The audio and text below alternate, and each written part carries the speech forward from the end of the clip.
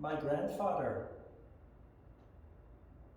was a champion in the practice of contentment.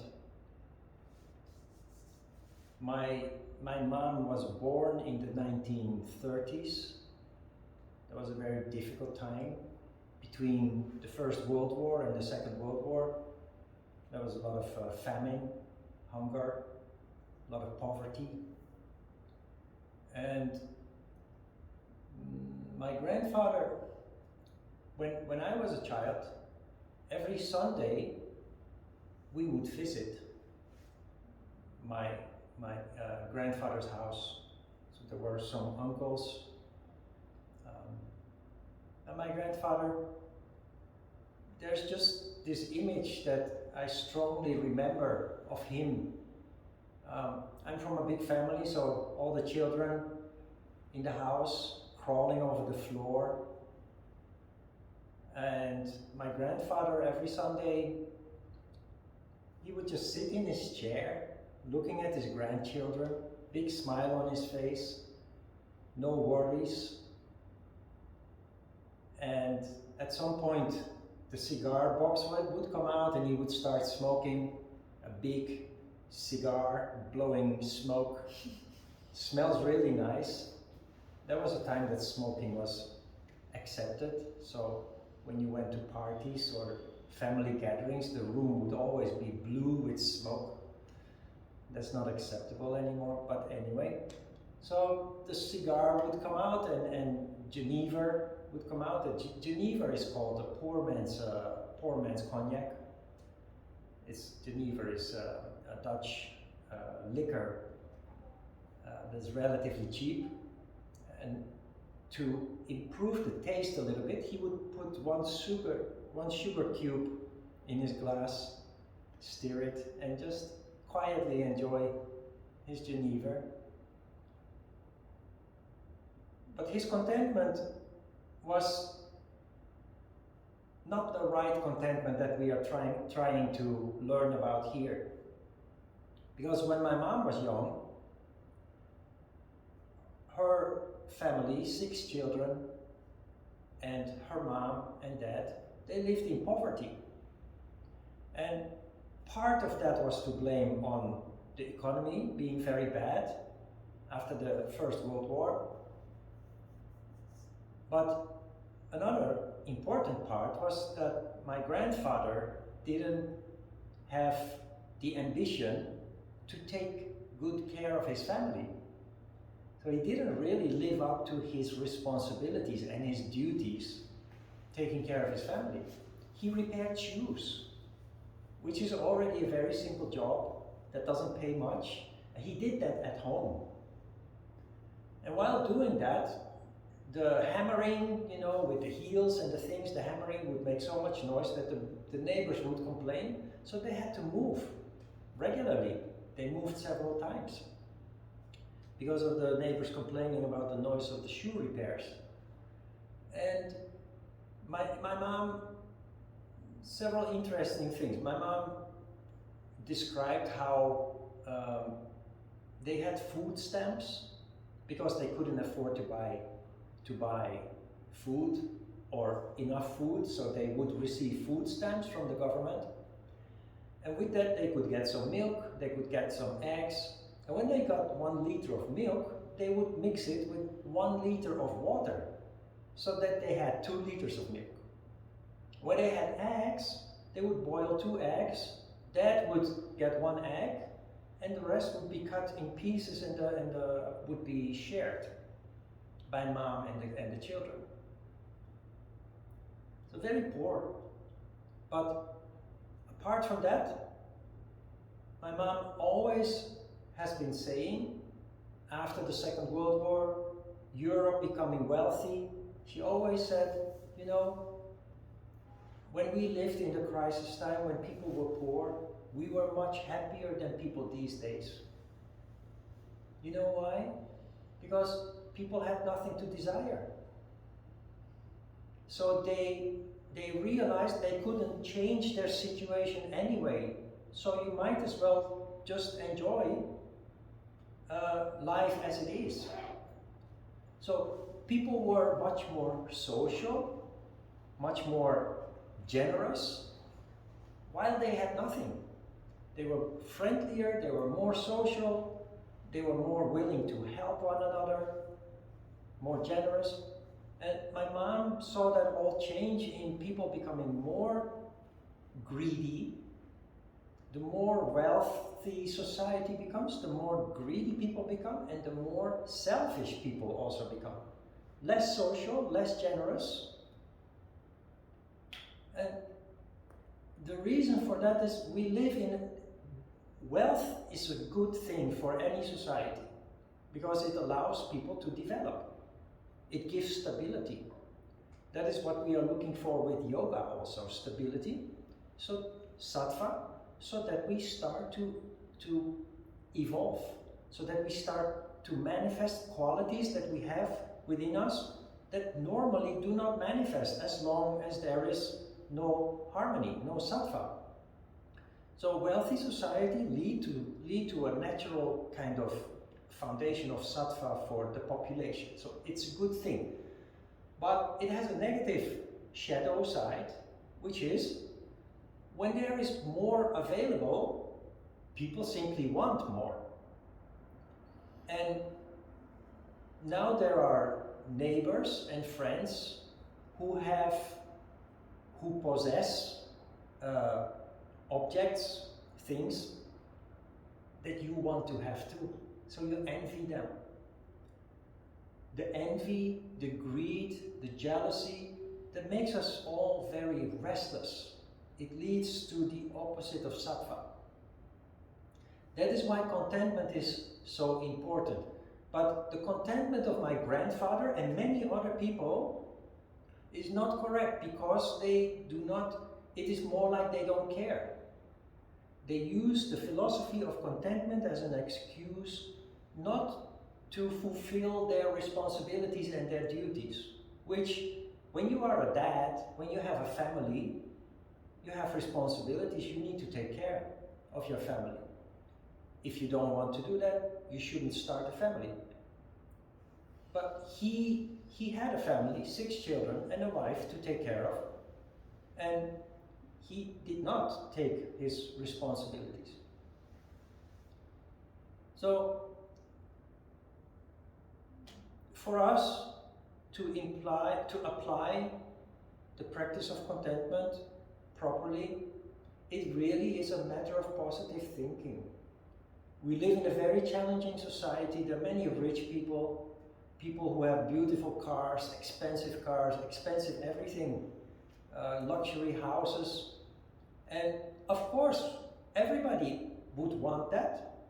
But the moment that you feel the discontent, the lack of something that you actually do not really need, at that moment you have to be aware of what you are thinking and say to yourself, yeah, but I have a nice house, or I have a nice car, or the bicycle or the motorcycle that I use every day, it's doing its job, and I'm getting everywhere where I need to go.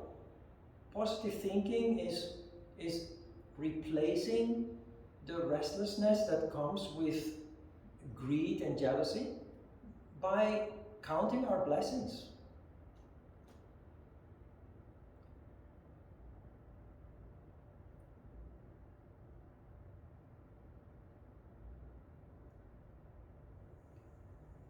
Action, restlessness, and dissatisfaction stand in the way of your growth, for which sattva is the basis. I mentioned this already just before. Most people live under these conditions. I think I have mentioned, since we started this course, that sattva is not a luxury, spirituality is not a luxury, sattva is not a luxury, because people who are in a relatively sattvic condition, they start to evolve, they start to grow, they start to manifest. And I gave you an example of how, when I left the Netherlands 25 years ago, I left my family behind, I left my friends, acquaintances behind. And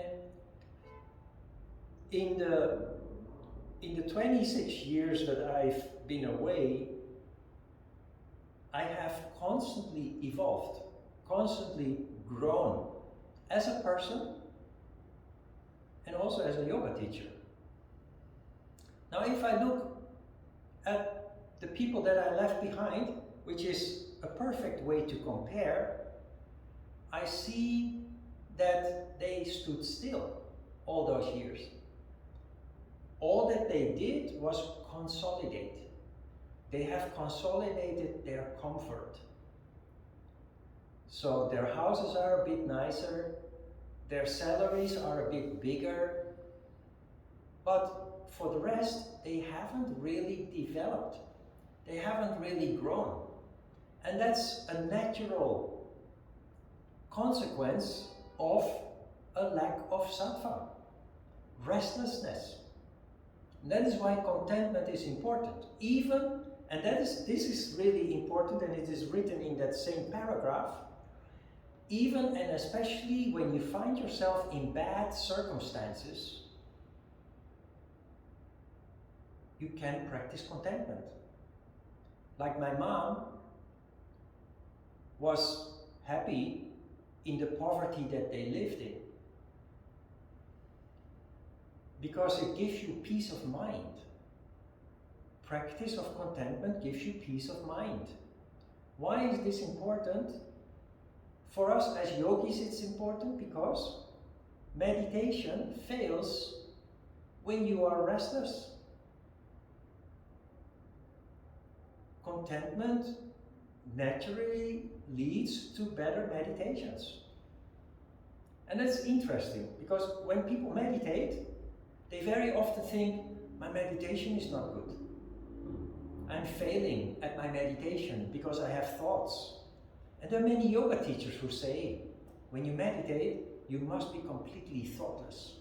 If you have thoughts, you're a failure. That is very unfair, because any person who has meditated for many years knows that being completely thoughtless does not exist. So when we meditate, also, we put in our time. We sit on our cushion. We have the discipline to do our practice. We sit on our cushion. We meditate. In our case, 15 minutes, but we will build up. You meditate for half an hour. You meditate for an hour. Meditations are never perfect.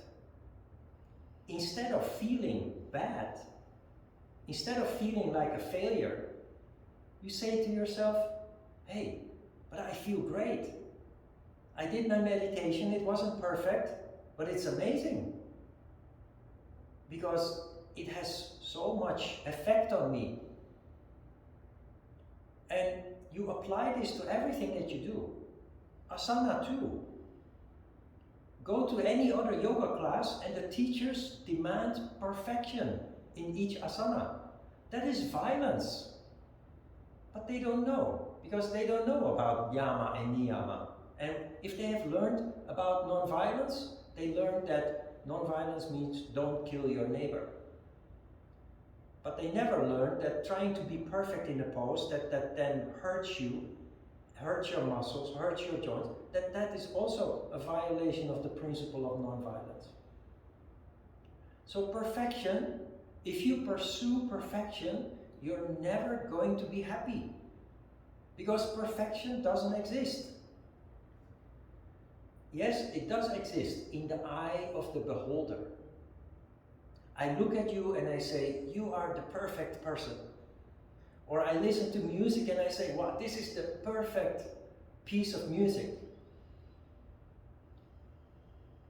But you know, there is this interesting story of, have you heard of Yehudi Menuhin? Yehudi Menuhin was a Jewish violin player. Actually, in the Yoga Dipika, Iyengar's book is very old. he wrote a foreword. It's the Light on Yoga, the Yoga Deepika.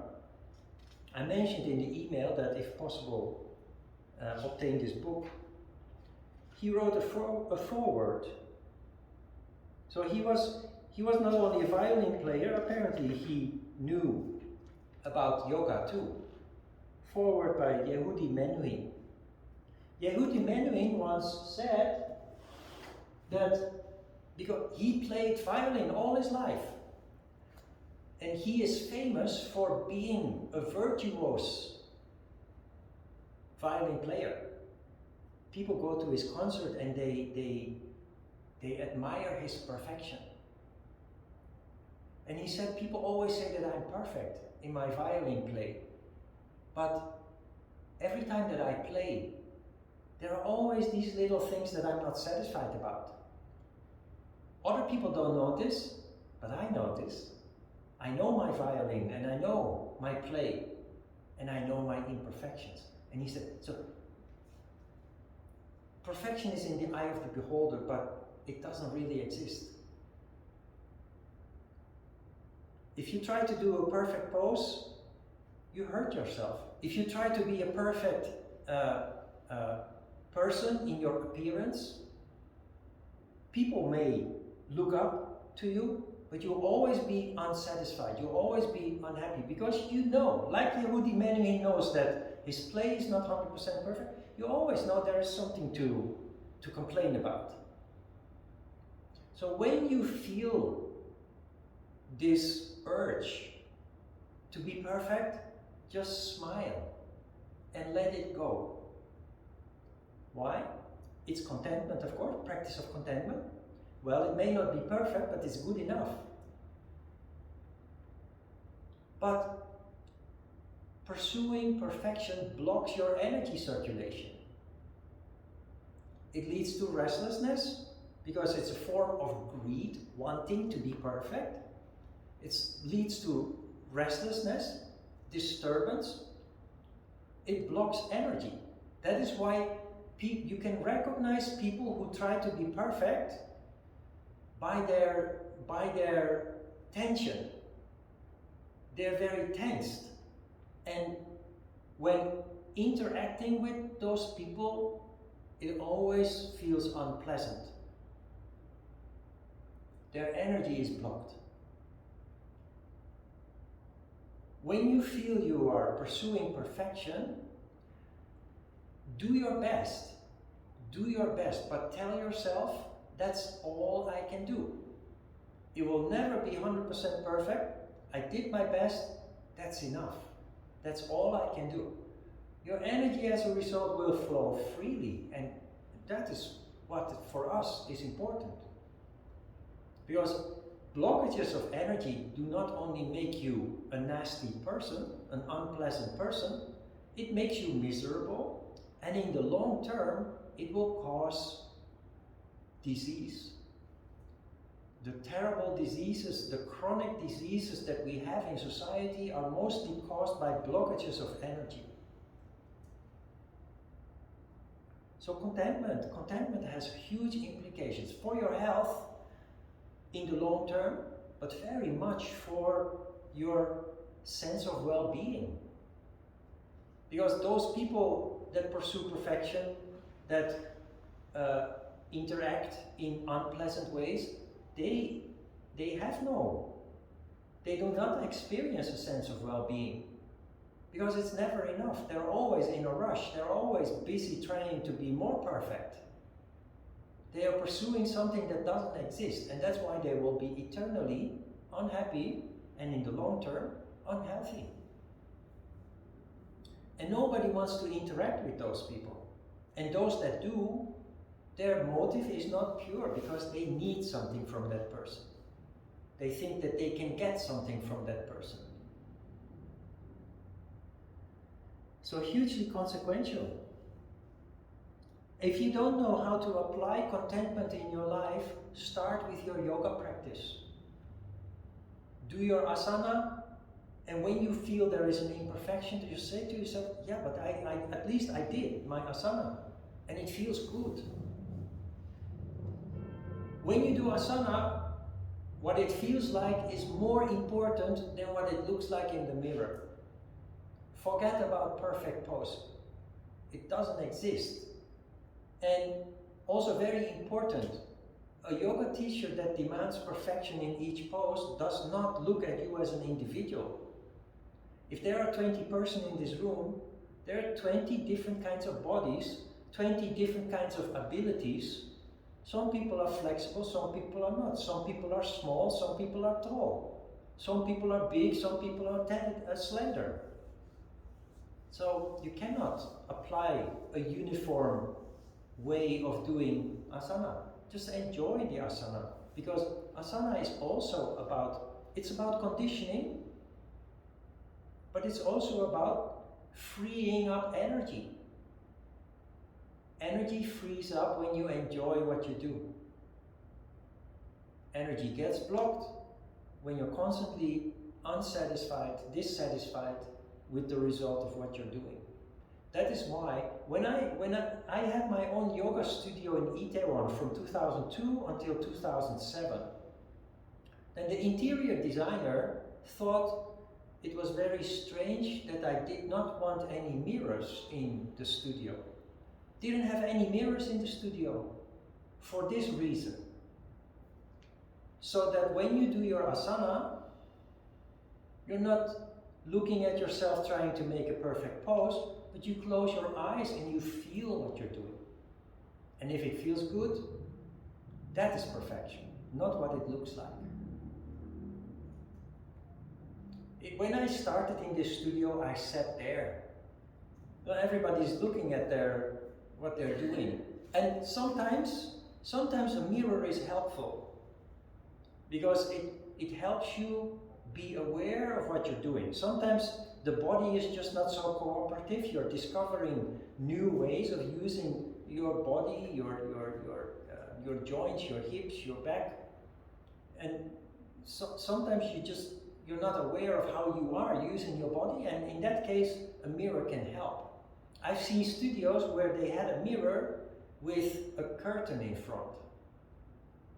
And when I was asked to manage the yoga studios in World Gym here in Yoido, they had 2 studios. I asked them to put curtains in front of all the mirrors, and they did. And we would only open them once in a while for people to improve their awareness of how they are doing asana, but for the rest, always closed.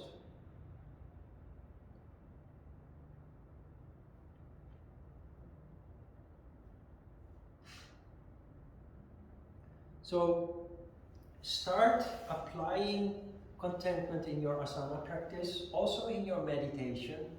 You have many thoughts, use that in a positive way.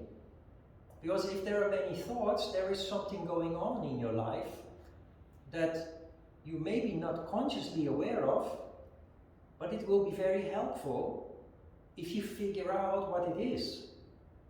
Because you can then overcome an obstacle or a challenge that you're dealing with. We live in a society where there are most people, the majority of the people around us, they walk around with all kinds of discontent, dissatisfaction, conflicts that they are not aware of. That is why there are so many stressed people. That's why there are so many unfriendly people in the supermarket, in the subway, maybe in your family. People just are not aware of what is bothering them. For us, it's very important. So when you meditate and you have lots of thoughts, it's not a failure. It is the moment that you become aware of an aspect in your life that you could possibly improve. Something maybe you need to change, or something you need to get rid of in your life. There are many unhealthy elements in our lives about relationships or about consumption. smoking, drinking, food, junk food. There are many things that can lead to internal conflict that people just live with just because they're not aware of it. When you meditate, do not just suffer the restlessness from the thoughts and think that you failed. Use the opportunity to figure out what these thoughts are trying to tell you. And that will then be your tool to improve your life.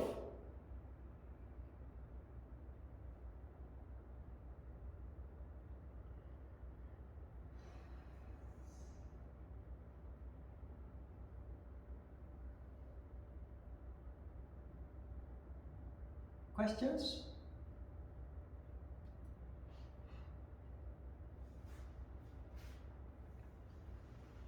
The things that we discuss here, it's yoga philosophy, but it's life philosophy.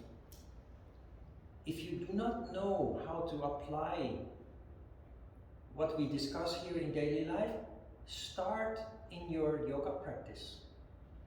Non-violence, non-stealing, non-lying, non-desire, all can be applied in the way that we do our yoga practice. When you start applying it in your yoga practice, it will very naturally integrate in how you live your daily life. What you learn on the yoga mat will naturally become part of how you deal with daily life situations. So if thinking about daily life situations and applying all this seems difficult to imagine, just start with asana and meditation, and it will naturally become part of the way you function outside of the yoga studio.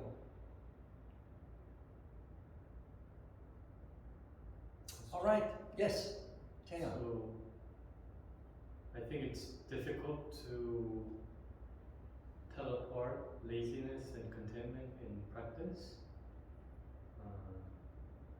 And I'm going to take my own example to kind of ask how I can differentiate. Like, how can I tell if I'm being lazy?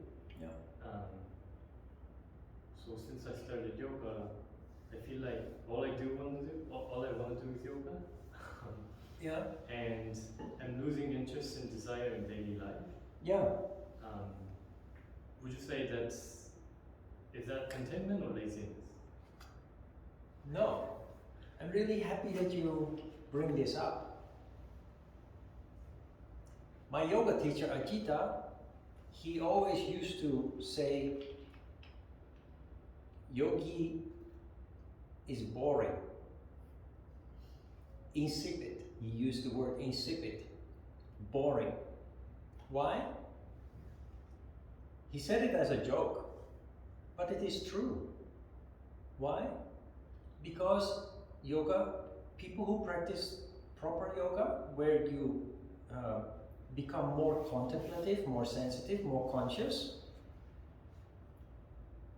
you become aware of everything that you feel attracted to, and more importantly, you become aware of everything that does not resonate with you, that you do not feel attracted to. And when that happens, you naturally start to cut out everything that you feel is distracting. And in the end, what remains is only what is really important to you. So that is basically what you describe. And when you don't understand that, you start to worry. Oh my goodness, what's wrong with me? I have no interest anymore. I don't want to go out and party anymore. I don't want to. No, you want what feels good, and that in the beginning, of course, that's yoga. And along the way, because more and more you start following your heart, you will start to feel attracted to something that really matters in your life, something that's really important in your life. So my life is very boring. I have no friends. The friends that I have is the people that I meet when I walk the dogs.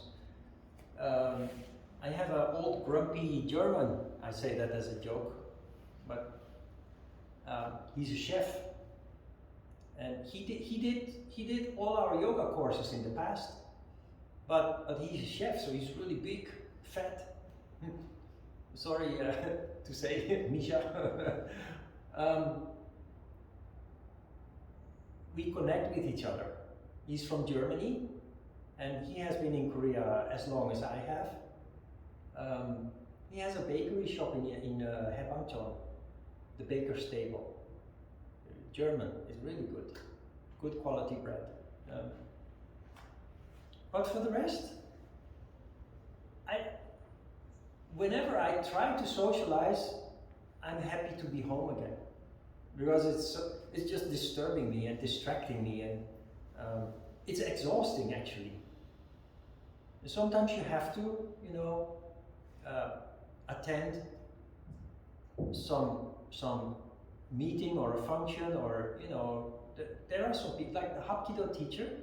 Once in a while, I just need to visit him. That's just proper social etiquette, I guess. But I'd rather not. I'd rather not. So sometimes you meet, but you're happy when you can go home again and just be with yourself again. And the thing that happened is, as a result of living like that, you have lots of energy available for the things that really matter. And whatever it is that you do, you become really good at it. So when I studied yoga with Ajita, most of his students were highly educated people, doctors, lawyers, architects, also housewives and you know, other people, but lots of highly educated people. And what you see happening with those people is when they become boring yogis, they become very special at their whatever it is that they're doing. Because before, they were an architect to earn money and to impress people with a beautiful building. After yoga, they want to make a building that is healthy for people to live in, to work in. So they develop a green building with a roof on the top and solar panels, and indoors there are also lots of plants and indoor gardens, and to make the environment for people healthy and sattvic. And the doctor who before only cared about their career and their status and the money they earn, they become a doctor with a heart. They really start to care about the patient. And the same with the lawyer. The lawyer who before only cared about you know, their reputation, being a good lawyer, a successful lawyer, they suddenly start to accept clients that have no money but need help because they have been treated very unfairly by a big company or by the government, or they change, and whatever it is that they do much better than before. And there is nothing more satisfying in life than this. Before it was empty, cold, and now it becomes, there is inspiration, there is passion, there is compassion. All these qualities that are located on higher levels of consciousness start to manifest. So boring, in our case, is a good thing, not a bad thing. You very naturally simplify your life, and as a result, all the energy that you have, you can now focus on things that really matter.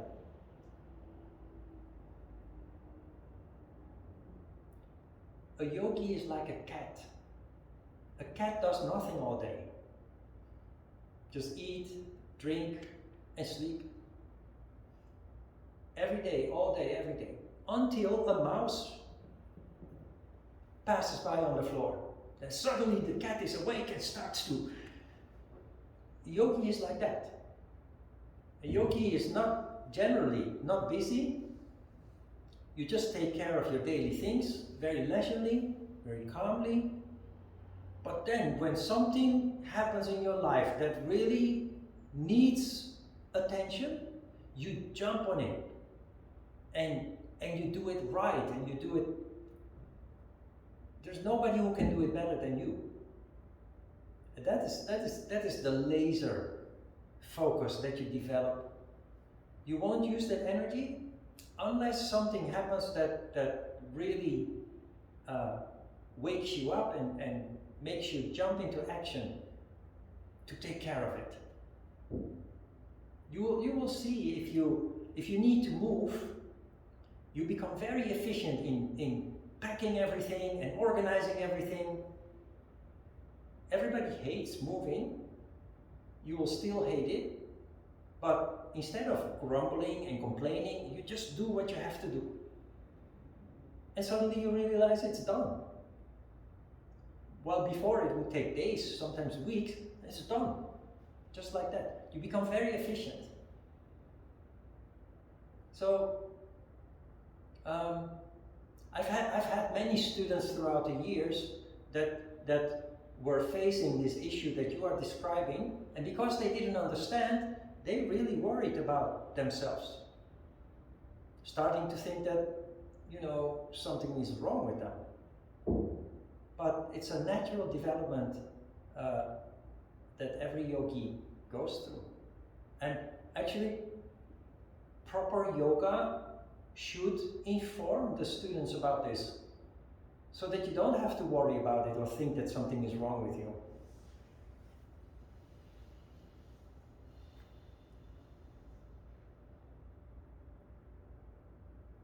Follow your heart.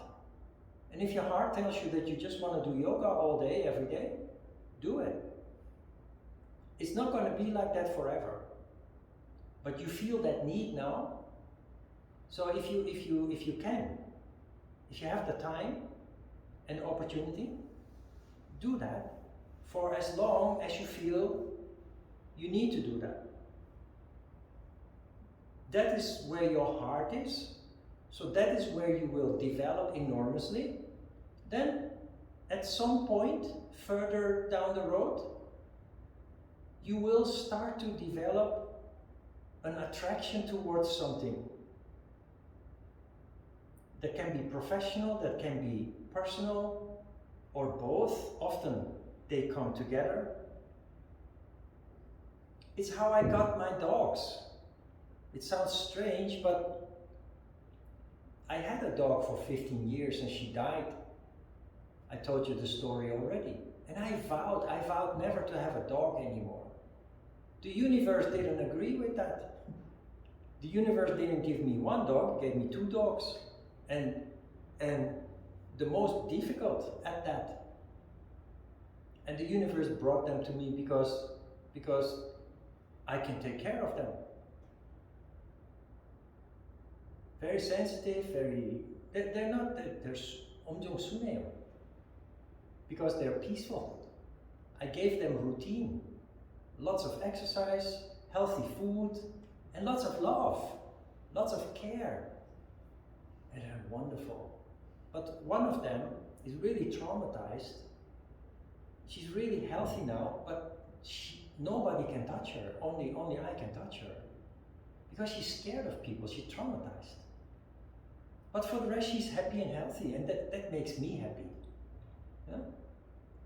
In the 6 months that I didn't have, after my dog died, my life was empty. If I look back now, at that time I didn't realize it, but if I look back now, I had no purpose anymore, no goal anymore. That's also why I decided at that time to stop teaching yoga. I wanted to take a break. I was just done with everything. What I needed was something to touch my heart. I didn't want to have dogs anymore, but I got 2. And it touched my heart.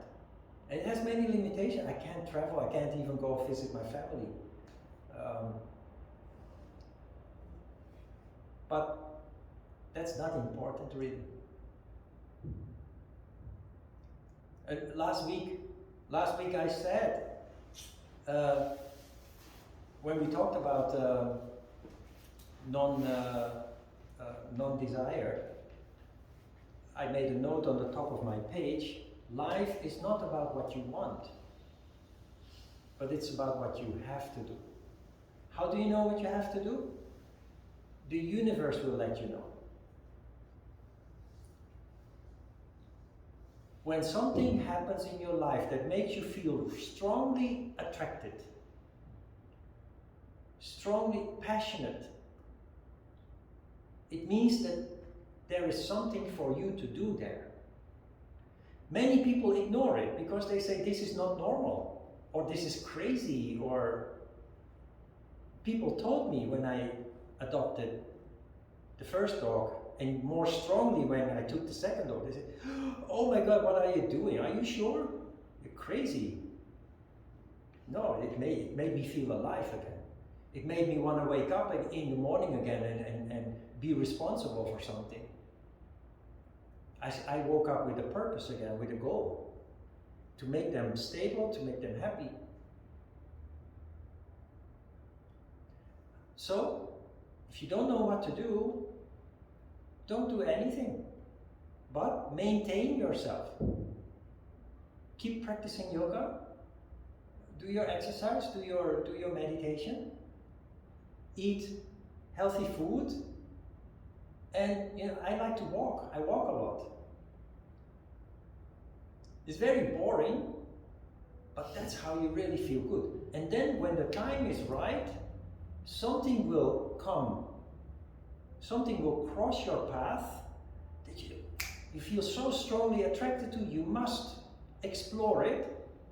And that is where you really find your heart's content. Also in terms of people, in terms of relationships, this is how you find the right person in your life. And when you talk about it's the same as the situation with the dogs. When we look at people, there are people that we feel attracted to because of their appearance, or because they are nice. But as a yogi, the person that you become involved with, that is not a choice. It happens. And you can't help it. But it is because of karma that you come across each other. And that person will be very different from your ideal picture of a partner. But you lift each other up. That's yoga in daily life. Meeting somebody who is on the same wavelength as you. You melt together, and being together elevates your spirit. It's yoga in daily life, yoga in daily practice. Being with the wrong person does the opposite. It makes your energy crash. And that's why so many people are unhappy in their relationships.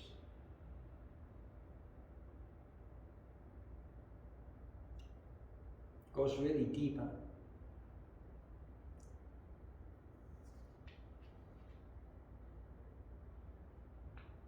Let's have a short break.